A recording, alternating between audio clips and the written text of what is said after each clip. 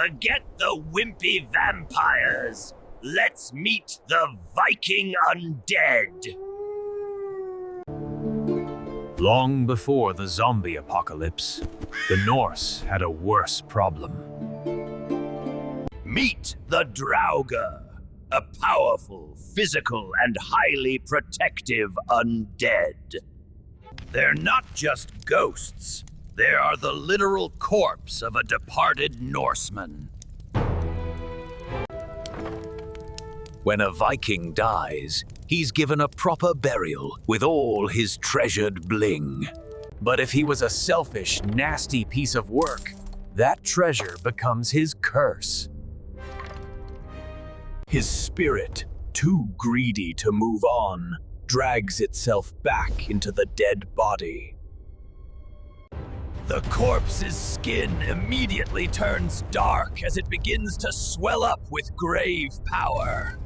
As if that wasn't bad enough, the Draugr has officially entered the chat. Nothing says stay away from my gold like a super strength corpse. The Draugr is physically imposing, not a shuffling zombie, but a brutal Viking champion. They also reek of decay, and sometimes they can grow to an impossible size. Nothing says hoarding like counting your gold with fingers made of sharp bone. Because apparently we're just getting started with this whole Nordic nightmare. The biggest difference between a Draugr and our modern zombie friends. It's all about the physical. These monsters are not spiritual in nature. Imagine taking a pleasant stroll through your favorite Nordic farmstead. You look up and notice a massive, dark shape lurking near the tree line. The giant, undead Draugr has spotted you, and he looks utterly furious. The thing roars, a deafening sound that rattles your very bones and soul. It begins to swell again, becoming impossibly large before your very eyes. It reaches down and grips a massive, house-sized boulder from the ground. The ultimate display of physical power. It just crushes the entire thing. Not only can it crush you, it can drain your very life force by touch.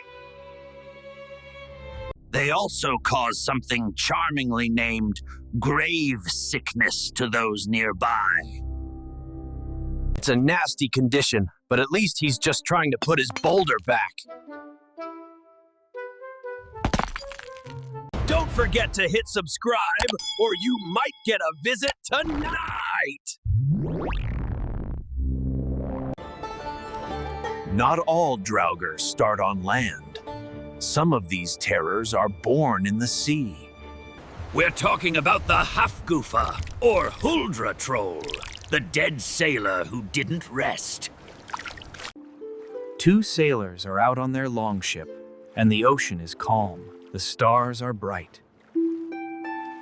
They're enjoying the quiet, peaceful night, completely unaware of their fate.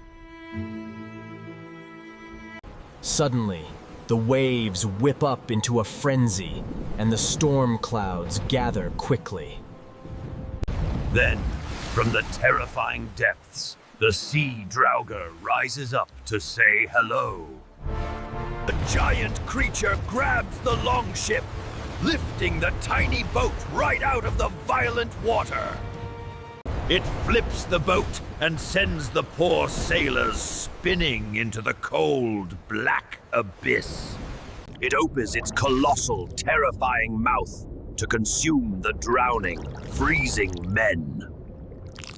The survivors desperately try to swim away, but the cold water is unforgiving.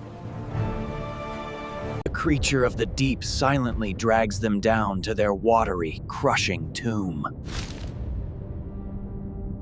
Whether it's the land Draugr or the Sea Draugr, the physical horror is constant. The Sea Draugr is trying to look stylish, but he clearly bought the wrong hat. As if that wasn't bad enough, next we deal with how to send one of these things back.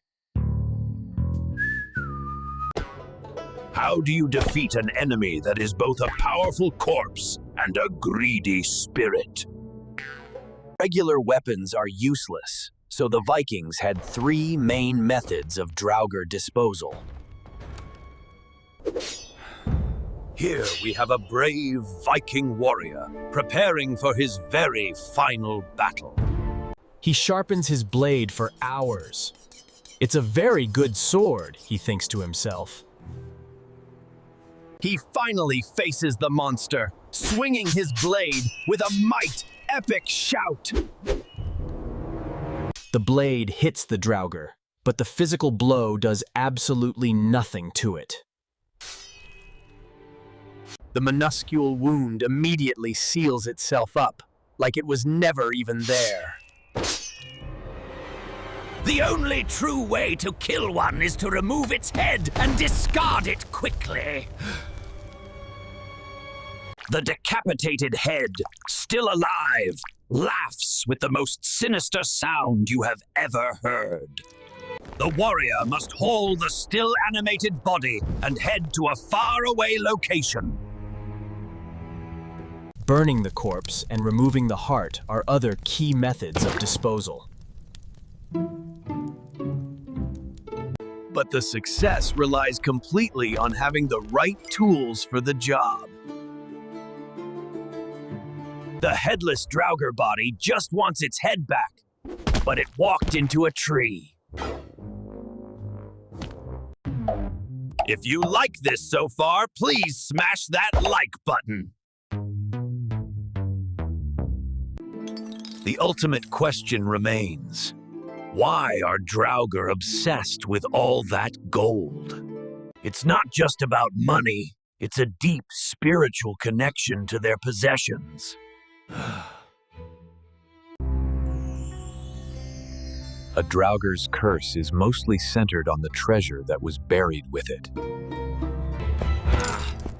Anyone who tries to steal the loot quickly earns themselves a very nasty visitor. The Draugr appears at their bedside, and he knows exactly what they took. The ultimate goal isn't just murder. It's to retrieve the stolen goods, whatever it takes. Sometimes the Draugr demands that the thief returns the stolen treasure by hand. Then it crushes the thief's body because it simply enjoys the taste of revenge. The Draugr is the Viking dead, and it has absolutely zero forgiveness in its heart. The Draugr's curse can affect everything that the greedy thief holds dear. His crops wither, his herd falls ill, and his wife's face begins to horribly change. It's clear that the Viking, in life, had zero respect for property rights. It is for this very crime that the curse follows him, destroying everything. Even his prize-winning beard starts to dry out, crumble, and completely fall off. The solution? The thief has to put the gold back exactly where he found it. Curse instantly lifts, the crops grow tall, and his beard is glorious again. It's a good lesson. If you're not meant to have it, just leave the gold alone. Thanks for watching. We'll see you on the next one, my friend.